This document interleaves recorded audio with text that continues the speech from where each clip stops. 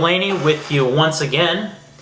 And I really started thinking today after I received another letter of support and thanks for the videos that I've done. And believe it or not, I've gotten a few letters over the time that I've been doing this from ex-Scientologists who are so grateful that someone who has never had anything to do with the inside of a Church of Scientology takes the time to speak out and do so while showing my ugly, mediocre looking at best face.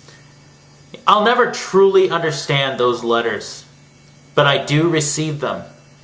And I really started thinking to myself why I even bother with this.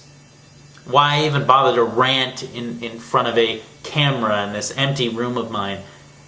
And the reason is this, and I know Zemu TV and the cult's other apologists won't like it, but frankly I don't give a damn. And since they won't like it, go ahead and send this video to your favorite troll. You know who they are.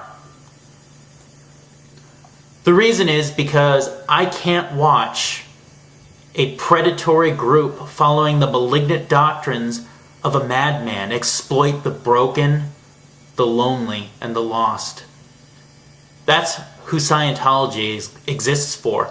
No matter what they say, it's not for the able. If it were for the able, presidents, prime ministers, scientists, philosophers, all the masters of the universe would all be Scientologists. It would be the religion of choice for that class of people.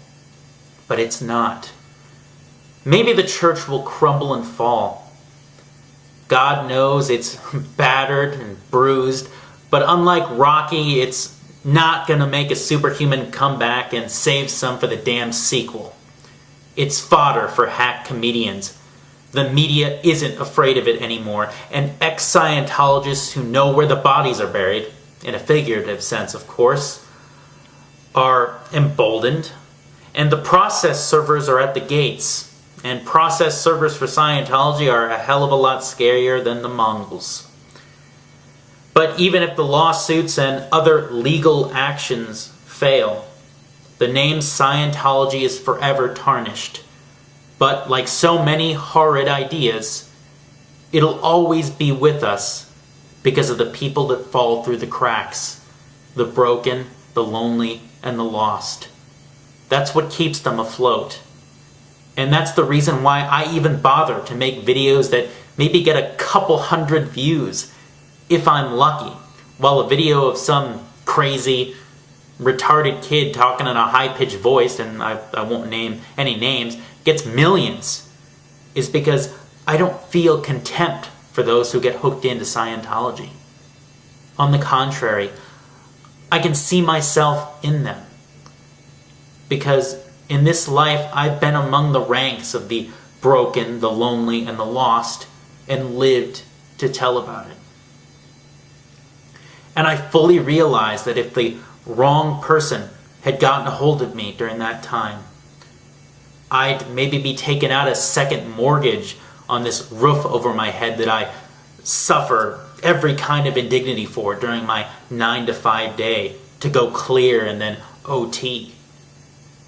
I could be the one bull-baiting Anonymous and the other critics to kingdom come, but because of happenstance, I get to be the evil SP.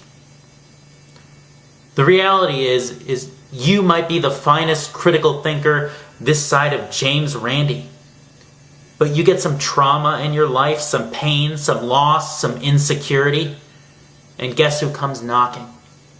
If not Scientology, it's the Moonies, or some Mormon splinter group, or some psychic armed with a lost Gnostic gospel of Christ. It could happen to any of us.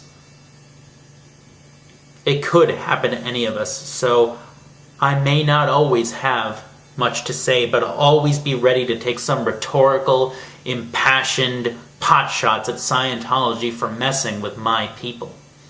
I'll always feel a kinship with the lost and the broken in this world because I've been one of them. And damn it, shouldn't we all feel a kinship? Because it could be any of us at any time, especially these days. I've said it before and I'll say it again. We've got to take care of those around us. We've got to do our best to make those around us feel less lonely and alleviate the suffering of those around us so that groups like Scientology won't get to them. Yes, this is coming from the evil SP. We've got to make it so that less people fall through the cracks. We've got to strive to do that for one another. And then it will become difficult for the con men hawking salvation to find marks. I apologize if this didn't make much sense to some of you, but I've been thinking about this tonight and throughout the day, and I hope you're doing well. Well, sue me, Keith Overman. I always thought I would say it better. Good night, and good luck. See you next time.